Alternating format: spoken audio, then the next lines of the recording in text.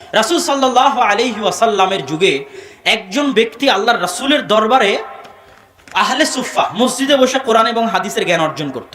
তার ভাই একদিন আল্লাহ রাসূলকে এসে বলছে, আল্লাহ রাসূল ফাশাকাল মুহতারিফ আখাহু ইলান নবী, তার যে ভাইটা উপার্জন করে সে এসে আল্লাহ রাসূলকে বলছে, আল্লাহ রাসূল আমার ভাই আপনার দরবারে সারাদিন বসে থাকে, বাড়ির কোনো কাজ কারবার করে না, এখানেই কোরআন এবং হাদিস তেলাওয়াত করে জ্ঞান অর্জন করে, আমার ইনকামে অনেক সমস্যা হয়। তখন রাসূল সাল্লাল্লাহু আলাইহি ওয়াসাল্লাম তাকে বললেন, লাআল্লাকা তুরযাকু বিহ, শোনো তোমার ভাই আহলু সুফফাদের সাথে কোরআন তেলাওয়াত করে, হাদিস মুখস্থ করে, তোমার সাথে ইনকামে সহযোগিতা করতে পারে না। তুমি একটা জিনিস জেনে রাখো, তুমি যতটুকু ইনকাম করো ততটুকু তুমি যে তোমার এই ভাই, যে ভাই আমার আহলু সুফফায় পড়তেছে তার খরচ বহন করতেছো, এর খরচ বহন করার কারণেই তুমি যতটুকু রিজিক পাও অতটুকু পেয়ে থাকো। কথা যদি বুঝতে না পারেন তাহলে আমি বুঝাতে ব্যর্থ। এবার এটাকে আরো স্পষ্ট করি। পৃথিবীতে সব মানুষ নিজ নিজ ভাগ্য নিয়ে আসেনি, যেটা শুরুতে আলোচনা করেছি যে কেউ নিজের রিজিক ছাড়া দুনিয়া থেকে যাবে না, সবাই নিজ নিজ রিজিক এনেছে। এবার দেখেন, আপনার যখন আপনি একাই ছিলেন তখন আল্লাহ আপনার একার রিজিক আপনাকে দিত। আজকে আপনি বিবাহ করলেন, আপনার স্ত্রী কি তার রিজিক নিয়ে দুনিয়াতে আসেনি? বিবাহ করে আপনি তাকে ঘরে নিয়ে আসলেন, এখন ওর রিজিক আল্লাহ কার মাধ্যমে আপনার কাছে পৌঁছাবে? আপনার মাধ্যমে পৌঁছাবে। কেন? ওর রিজিক তো আল্লাহকে দিতে হবে, এটা তো আল্লাহর দায়িত্ব। ও তো ঘরে বসে আছে, ও তো চাকরি করতে যায় না। শত শত স্ত্রী, হাজারো লাখো স্ত্রী আছে যারা যায় না কি করতে? চাকরি করতে যায় না, বাড়িতে কাজ করতেছে, সন্তান সন্ততি লালন পালন করতেছে। সে কি রিজিক নিয়ে আসেনি? তার রিজিক আল্লাহ কার হাত দিয়ে দিবে? আপনার হাত দিয়ে দিবে। আজকে একটা সন্তান হলো, সে কি রিজিক নিয়ে আসেনি? ওই সন্তানের ভাগ্যে যদি গোস্ত খাওয়া লেখা থাকে তো ওই গোস্ত খাওয়ার টাকা আল্লাহ কার হাত দিয়ে দিবে? আপনার হাত দিয়ে দিবে। ওর ভাগ্যে যদি ভালো পোশাক আশাক লেখা থাকে তো ওই ভালো পোশাক আশাকের টাকা আল্লাহ কার হাত দিয়ে দিবে? আপনার হাত দিয়ে দিবে। তাহলে আগে যখন আপনি একাই ছিলেন তখন আপনার একার রিজিক আপনার কাছে আসতো। স্ত্রী আসলো, স্ত্রীর রিজিক যোগ হলো, স্ত্রীর রিজিক আপনার কাছে আসে। সন্তান যোগ হলো, সন্তানের রিজিক আল্লাহ আপনার কাছে পাঠায়। এবার মাদ্রাসার দুটো এতিম সন্তান, যেটা দানের কথা আসলো, ওই দুটো এতিমের কি রিজিক নাই? রিজিক আছে। ওই দুটো এতিমের রিজিকের দায়িত্ব যদি আপনি বহন করেন তো ওই দুটো এতিমের রিজিকের টাকা আল্লাহ কার হাত দিয়ে দিবে? আপনার হাত দিয়ে দিবে। এটা কার দায়িত্ব? আল্লাহর দায়িত্ব।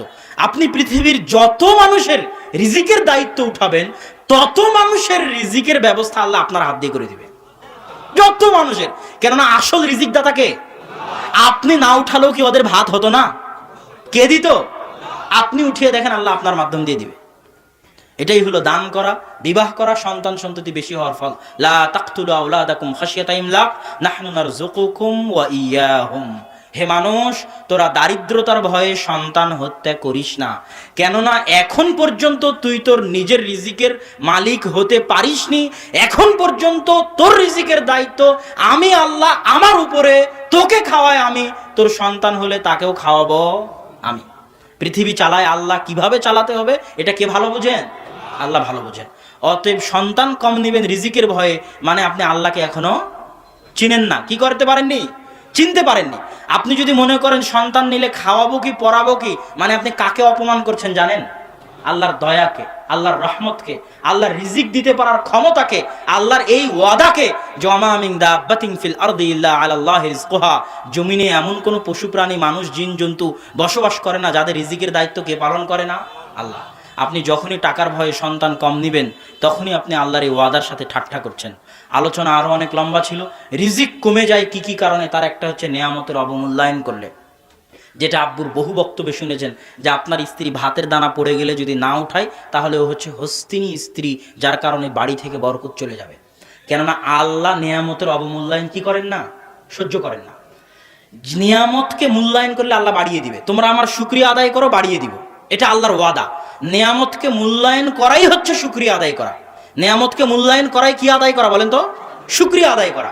আর নেয়ামতকে অবমূল্যায়ন করাই হচ্ছে কুফরি করা। শুকরিয়া আদায় করবেন, মূল্যায়ন করবেন, আল্লাহ আরো বাড়িয়ে দিবে। দাউদ সুলাইমানকে আল্লাহ ধন সম্পদ যত বাড়িয়ে দিয়েছে, দাউদ সুলাইমান আল্লাহর ইবাদত তত বাড়িয়ে দিয়েছে। কথা বুঝতে পারেননি মনে হয়।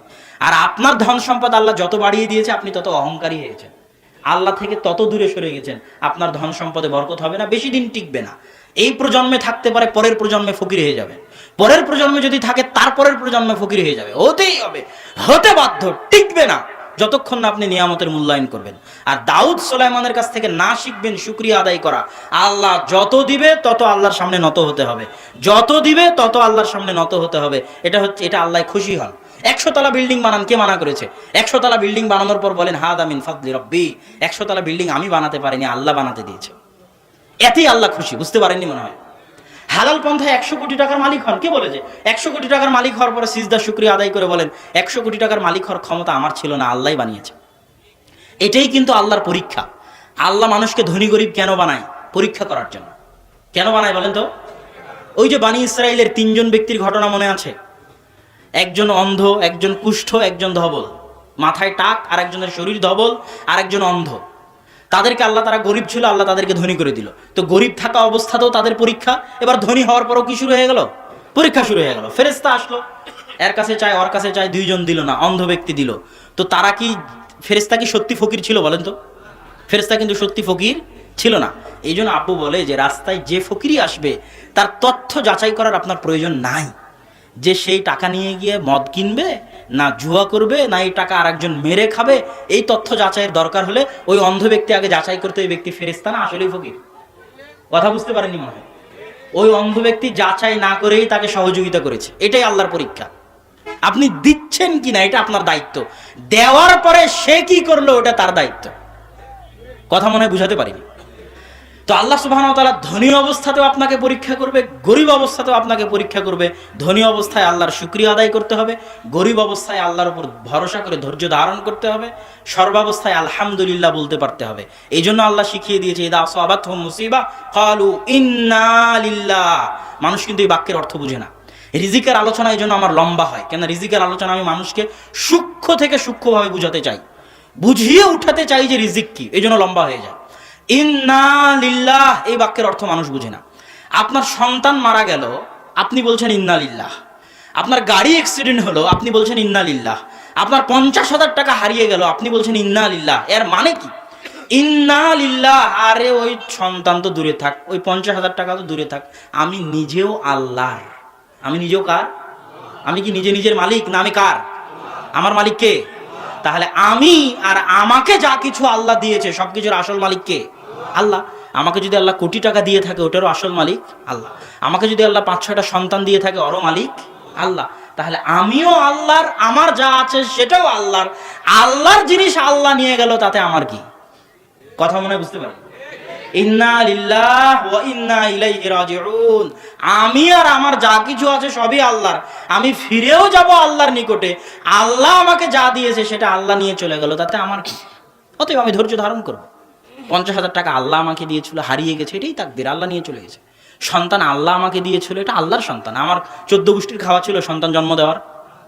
সারা পৃথিবীর সব ডাক্তার মিলে চেষ্টা করলে সন্তান জন্ম দিতে পারবে? অসম্ভব, হতে পারে না। এটা কার দয়া? আল্লাহর দয়া। আল্লাহ সুবহানাহু ওয়া তাআলা আমাদেরকে রিজিক ভালোভাবে বোঝার, রিজিকে বরকত অর্জন করার, আল্লাহর শুকরিয়া আদায় করার তৌফিক দান করুক, আল্লাহুম্মা আমিন। আমরা আলোচনা করছিলাম রিজিক কার হাতে। আলোচনা শেষে আমরা এতটুকু স্পষ্ট করতে পেরেছি, জি আপনারা হইচই না করে চুপচাপ বসেন। আমরা আলোচনা থেকে স্পষ্ট করতে পেরেছি যে রিজিক আল্লাহ সুবহানাহু ওয়া তাআলার হাতে। এখন পরের প্রশ্ন, রিজিক যখন আল্লাহর হাতে, তাহলে আমি ঘরে বসে থাকবো না কেন?